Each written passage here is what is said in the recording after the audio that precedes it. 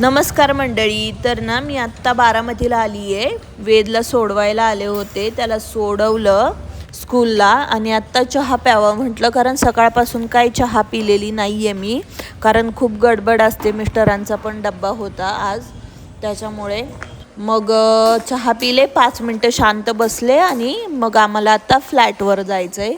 काम कुठपर्यंत आलं आहे ते पाहायला, आणि म्हटलं तुम्हाला पण अपडेट द्यावी.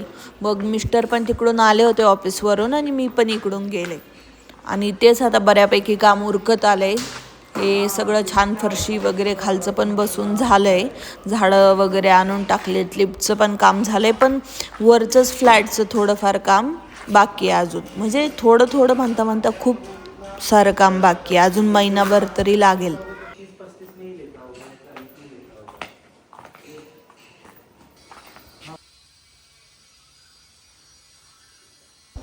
आता मेन काम तर उरकत आलं आहे, ट्रॉली वगैरे सगळं करून झालं आहे. पण हे ड्रॉवर वगैरे बसवायचे. आणि हा आमचा आईसलँड किचन आहे.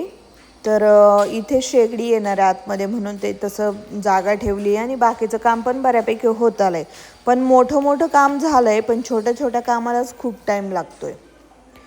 बऱ्यापैकी तर उरकत आलं आहे, कपाट वगैरे सगळं डन झालं आहे. हे बाकीचं पण आता जे लायटिंगचं वगैरे आहे, पडदे वगैरे, गाद्या वगैरे, खूप काम आहे. आपल्याला वाटायला वाटतं की बाबा किती दिवस लागत आहेत, काय आता झालं आहेच तर हे सगळं. पण हे मोठे जे काम आहेत ना, कपाट, बेड, हे करून झालं पटकन. पण जे छोटे काम आहेत ना, ते काय पटकन होईनात. पण होईल आता 15-20 दिवसात होऊन जाईल सगळं. पण छान झालं आहे सगळं, पाहून समाधान वाटतं की नाही बाबा, टाईम लागला पण चांगलं होतं आहे काम असं. आणि ना माझं फ्लॅट वगैरे पाहून झालं, मग मिस्टर गेले ऑफिसला आणि मी आले होते. मग इथं गणपती मंदिर आहे, तर म्हटलं जाऊन पाहावं. म्हणजे खूप जुनं मंदिर आहे बारामतीतलं, आणि खूप जण येतात चतुर्थीला, तर इथं खूप गर्दी असते. आणि त्याच्यामुळं म्हटलं की आपण पण एकदा जावं आणि देवाला पण जाणं होईल आपलं. तर म्हणून मी आले होते. मंदिर पण मी काही पाहिलं नाही आहे. आणि मुलांना खेळायला आणायला पण चांगलं आहे, मागेच आहे बिल्डिंगच्या बॅक साईडला. आणि छान आहे मंदिर, खूप जुनं आहे, खूप जण येत असतात पाया पडायला.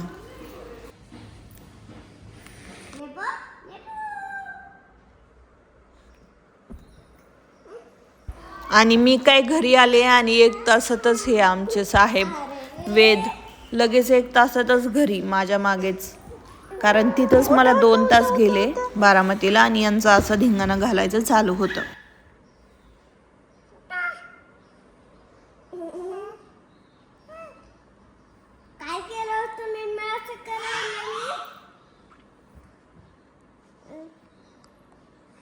दादाचं घड्याळ बघती? कोण बघतो दादाचं घड्याळ?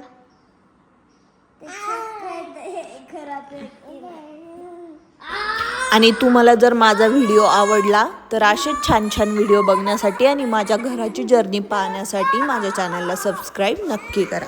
भेटूया पुढच्या ब्लॉगमध्ये.